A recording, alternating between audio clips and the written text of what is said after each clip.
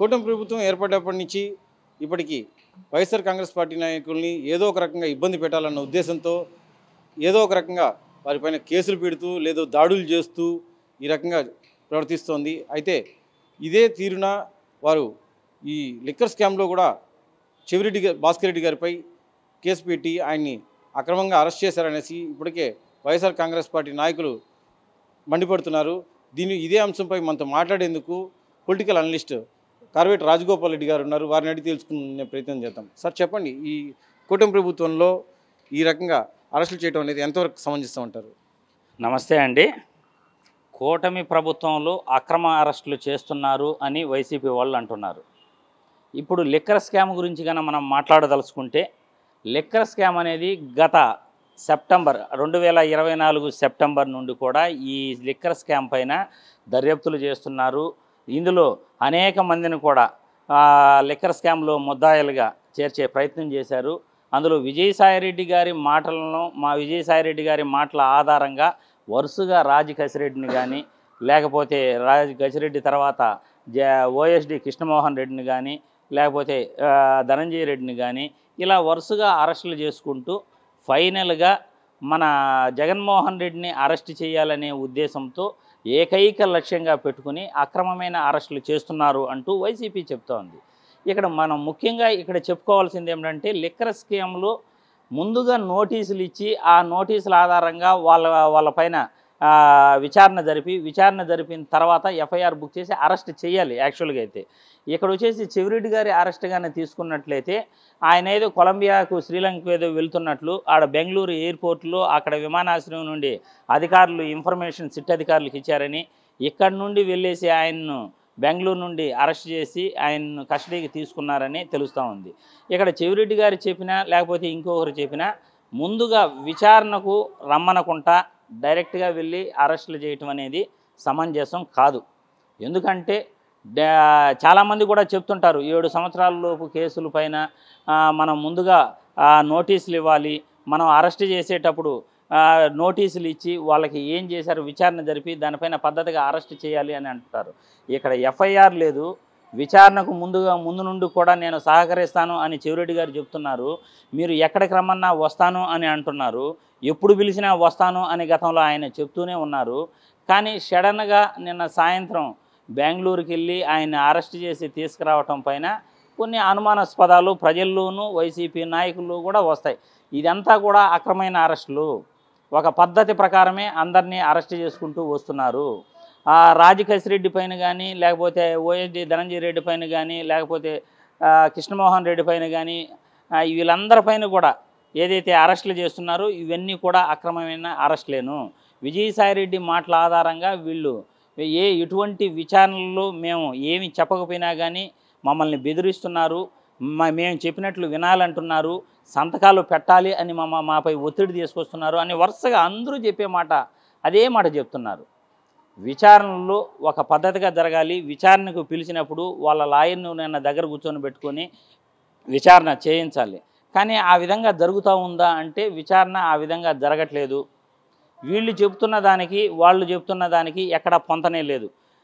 చెవిరెడ్డి దగ్గర గన్మ్యాన్గా ఉన్న చెవిరెడ్డి భాస్కర్ రెడ్డి గారి దగ్గర గన్మ్యాన్గా ఉన్న మదన్మోహన్ రెడ్డి అనే వ్యక్తిని విచారణకు పిలవటం, ఆయన్ను బెదిరించారు అని ఆ వ్యక్తి హాస్పిటల్లో జాయిన్ అవ్వటం, నా పైన పిడిగుద్దులు గుద్దారు, ఒత్తిడికి లోను చేశారు, సంతకాలు పెట్టమని అన్నారు, చెవిరెడ్డి భాస్కర్ రెడ్డి లిక్కర్ స్కామ్లో ముద్దాయి అని చెప్పమని చెప్పారు, రాజు కసిరెడ్డి దగ్గర నుండి డబ్బులు అందాయి చెవిరెడ్డి భాస్కర్ రెడ్డి గారికి, అది నిజమేనని ఒప్పుకోమన్నారు, నాపై దాడి చేశారు అని చెవిరెడ్డి భాస్కర్ రెడ్డి గారి గన్మ్యాన్ మదన్మోహన్ రెడ్డి గారు ఆయన హాస్పిటల్లో జాయిన్ అవుతూ హాస్పిటల్ నుండి ఆయన వీడియో రిలీజ్ చేయడం జరిగింది. ఇప్పుడు చెవిరెడ్డి భాస్కర్ రెడ్డి గారి అరెస్ట్ తర్వాత చెవిరెడ్డి భాస్కర్ రెడ్డి గారు చెప్పేది ఏమిటంటే, నేను ముందు నుండే విచారణకు సహకరిస్తానని చెప్పాను కదా, నాకు ఎటువంటి నోటీసులు ఇవ్వలేదు, ఎఫ్ఐఆర్ బుక్ చేయలేదు, అన్యాయంగా నన్ను అరెస్ట్ చేశారు అని చెవిరెడ్డి భాస్కర్ రెడ్డి గారు చెప్తున్నారు. ఏది ఏమైనప్పటికీ లిక్కర్ స్కామ్ అనేది గత సంవత్సర కాలంగా జరుగుతూనే ఉంది. సంవత్సర కాలంగా కూడా ఎవరిని ఇప్పటి వరకు నిందితులుగా అయితే ప్రకటించలేదు, ఎవరిని అయితే ఆ కేసు అనేది ముందుకు కూడా వెళ్ళట్లేదు. ఆల్రెడీ మిథున్ రెడ్డి గారి పైన సుప్రీంకోర్టులో ఆయనకు ముందస్తు బెయిల్ అయితే ఆయన తీసుకోవటం జరిగింది. ఇక్కడ జగన్మోహన్ రెడ్డి గారిని టార్గెట్గా చేసుకుని వరుసగా లిక్కర్ స్కాములు అరెస్టులు చేస్తున్నారు. జగన్మోహన్ రెడ్డి గారి వీళ్ళకి టార్గెట్, ఎలాగైనా అరెస్ట్ చేయాలనే ఉద్దేశంతో ముందుకెళ్తున్నారు అని వైసీపీ నాయకులు అంటున్నారు. ఏది ఏమైనప్పటికీ సాక్ష్యాధారాలు ఉండాలి. సాక్ష్యాధారాలు ఉన్నప్పుడు మనం అరెస్ట్ చేయాలి. కానీ మద్యం స్కామ్ గురించి, లిక్కర్ స్కామ్ గురించి గాన ముఖ్యంగా చెప్పుకోదలుచుకుంటే 2019కి ముందు, 2019 తర్వాత, 2019కి ముందు లిక్కర్ ద్వారా వచ్చిన ఆదాయము సంవత్సరానికి మొత్తం 24,000 కోట్లు సంవత్సరానికి ఆదాయం అక్కడ వస్తే, ఇక్కడ వైసీపీ ప్రభుత్వంలో 24,000 కోట్లు మాకు అంతకన్నా ఎక్కువ వచ్చింది అని అంటున్నారు. ఇక్కడ ఎంత ఆదాయం 2019కి ముందు వచ్చింది, ఇక్కడ 2019 తర్వాత ఎంత ఆదాయం వచ్చింది, ఎంత అమ్మకాలు 2019కి ముందు చేశారు, 2019 తర్వాత ఎంత అమ్మకాలు చేశారు, ఎవరి ప్రభుత్వంలో ఎక్కువ ఆదాయం వచ్చింది, ఎక్కువ ఆదాయం వైసీపీ ప్రభుత్వంలో వచ్చింది అని వైసీపీ నాయకులు చెప్తున్నారు. ఎందుకంటే 2,950 మద్యం షాపులు 2019 తర్వాత ఉన్నాయి. కానీ 2019కి ముందు వచ్చేసి 4,380 మద్యం షాపులు ఉన్నాయి. ఎక్కువ మద్యం షాపుల ద్వారా ఎక్కువ అమ్మకాలు జరగాలి, ఎక్కువ ఆదాయం రావాలి.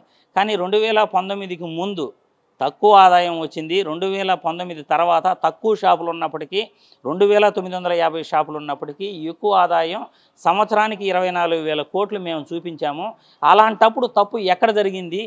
డిస్టిలరీలు ఆల్రెడీ 2014 నుండి 19 వరకు ఎవరైతే ఉన్నారో అదే డిస్టిలరీలు ఉన్నాయి. కొత్త బ్రాండ్లు కూడా మేము తెచ్చిందేమీ కాదు. చంద్రబాబు గారు ఆపద్ధర్మ ముఖ్యమంత్రిగా ఉన్నప్పుడు ఆయన తెచ్చిన కొత్త బ్రాండ్లే అవే కంటిన్యూ అవుతున్నాయి. అటువంటప్పుడు కొత్త డిస్టిలరీలు తీసుకురాకుండా, కొత్త వ్యక్తుల్ని, కొత్త బ్రాండ్లు మేము తీసుకురాకుండా మద్యం షాపులకు కూడా తగ్గించి ఎక్కువ ఆదాయం చూపితే తప్పు జరిగే అవకాశం ఎక్కడుంది అని వైసీపీ నాయకులు అడుగుతున్నారు. ఆ ప్రశ్నకు సమాధానం కూటమి ప్రభుత్వం చెప్పాలి, సిట్ అధికారులు చెప్పాలి. రైట్. అయితే గత వైఎస్ఆర్ కాంగ్రెస్ పార్టీ హయాంలో ఉన్నవన్నీ కూడా ప్రభుత్వ వైన్ షాపులే. అయితే ఇప్పుడు ప్రస్తుతం ఉన్న కూటమి ప్రభుత్వంలో అన్ని ప్రైవేట్ వైన్ షాపులు. మరి ఎక్కడ ప్రభుత్వ వైన్ షాపుల్లో ఎక్కడైనా అవినీతి చేసేదానికి అవకాశం ఉందా? ముఖ్యంగా ప్రభుత్వ వైన్ షాపుల ద్వారా అవినీతి చేసే అవకాశం ఉండదు. ఎందుకంటే ప్రైవేటు వ్యక్తుల చేతుల్లో ఈ మద్యం షాపులు ఉండటం వల్ల విచ్చలవిడిగా అమ్మకాలు జరుగుతాయి. విచ్చలవిడిగా వాళ్ళు టైమింగ్స్ అనేది పాటించరు. టైమింగ్స్ పాటించకుండా విచ్చలవిడిగా అమ్మకాలు జరుగుతాయి. 2019కి ముందు మద్యం షాపులు ఎలా ఉండేటువంటి, ఒక్కొక్క మద్యం షాపుకు ఒక్కొక్క పర్మిట్ రూమ్ ఉండేది. 4,380 మద్యం షాపులు, 4,380 పర్మిట్ రూములు ఉండేటివి. అంటే అక్కడే మద్యం అమ్మించడం, అక్కడే మద్యం తాగించటం. వీటికి అనుబంధంగా 43,000 బెల్ట్ షాపులు వైసీపీ ప్రభుత్వం అధికారంలోకి వచ్చిన తర్వాత వాటిని టీడీపీ ప్రభుత్వంలో ఉన్న బెల్ట్ షాపులన్నింటినీ కూడా క్లోజ్ చేయడం జరిగింది. ఇక్కడ 2,950 మద్యం షాపులు, ప్రభుత్వ మద్యం షాపుల్లో ఉదయం 11 గంటల నుండి షాపులు తెరిచి రాత్రి 8 గంటల వరకు ఆ షాపులు టైమింగ్స్ మెయింటైన్ చేయడం జరిగింది. ఇక్కడ ప్రైవేటు మద్యం షాపుల విషయానికి వస్తే ఇప్పుడు కూడా టెండర్లు చంద్రబాబు నాయుడు గారు టీడీపీ కూటమి ప్రభుత్వంలో ఎలా పిలిచారంటే ఇష్టానుసారం వాళ్ళ మనుషులకి టెండర్లు ఇచ్చేశారు. ఒక్క రోజులోనే టెండర్లు ఇవ్వటము, టెండర్లు ఆహ్వానించడం అన్నీ కూడా జరిగిపోయాయి. టెండర్లు ఇచ్చిన విధానం కూడా సరిలేదు అని క్లియర్గా తెలుస్తూ ఉంది. అది కూడా తమకు నచ్చిన వ్యక్తులకి, తమకు సంబంధించిన వ్యక్తులకి మద్యం షాపులు ఇచ్చారని. ఇప్పుడు షాపులు ఉదయం 6 నుండి కూడా రాత్రి అంతా కూడా నడుస్తున్నాయి. గత 24 గంటలు కూడా షాపులు నడిచాయని వైసీపీలు ముఖ్య నేతలు, తిరుపతి సమన్వయకర్త భూమన అభినయ్ రెడ్డి గారు ముఖ్యంగా ఆయన వెళ్ళేసి రోడ్డు మొత్తం తిరిగేసి ఎక్కడెక్కడ షాపులు తెరుస్తున్నారు, 24 గంటల షాపులు ఓపెన్లో ఉన్నాయని ఆయన డైరెక్ట్గా వీడియోలతో సహా రిలీజ్ చేయడం జరిగింది. ఆయన వీడియోలన్నీ రిలీజ్ చేసిన తర్వాత రాష్ట్రం మొత్తం ఒక్కసారిగా ఉలిక్కిపడింది. అర్రే 24 గంటలు మద్యం షాపులు నడుపుతున్నారా? భూమన అభినయ్ రెడ్డి గారు ఒక యువనేతగా మద్యం షాపులు ఎలా నడుపుతున్నారనేది క్లియర్ కట్గా వీడియోల ద్వారా ఆయన చూపించారు. ఇటువంటి విధానాల వల్ల మద్యాన్ని విచ్చలవిడిగా టీడీపీ ప్రభుత్వంలో, ఇప్పుడు కూటమి ప్రభుత్వంలో విచ్చలవిడిగా మద్యాన్ని అమ్ముతున్నారు. ఇది వాళ్ళు కంట్రోల్ చేసుకోవాల్సిన అవసరం ఉంది. విచ్చలవిడిగా మద్యం అమ్మకాలు ఎప్పుడైతే చేస్తారో ఆదాయాలు ఎక్కువ ఉంటాయి.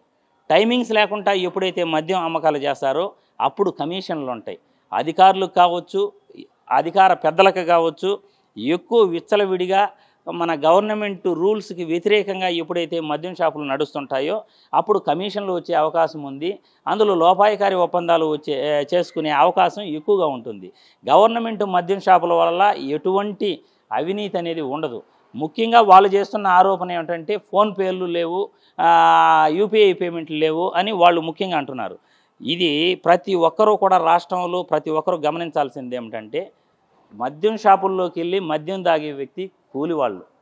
ఎక్కడైతే కూలివాళ్ళు పనిచేస్తూ వాళ్ళు మద్యం షాపుల దగ్గర క్యూలో నిలబడి మద్యం తీసుకుంటుంటారు.